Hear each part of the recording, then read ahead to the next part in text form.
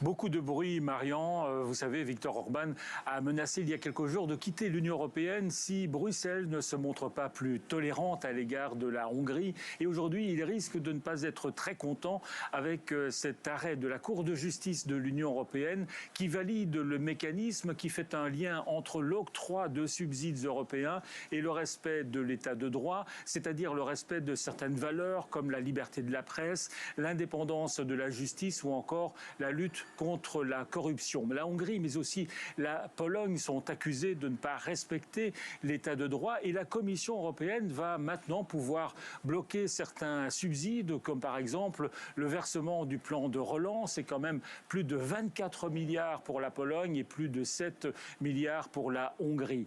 Le Parlement européen, où je me trouve, presse la Commission européenne de prendre une telle décision. Sur le plan technique, c'est très facile. Sur le plan politique, c'est une autre histoire. Vous imaginez la crise que cela va provoquer. En même temps, si la Commission européenne ne fait rien ou tergiverse, certains estiment que c'est la fin du projet européen. Cela dit, la Pologne et la Hongrie pourront toujours se venger de l'Union européenne en bloquant, par exemple, certains dossiers qui supposent l'unanimité, comme par exemple certaines dispositions du plan vert pour le climat. Le bras de fer risque de continuer.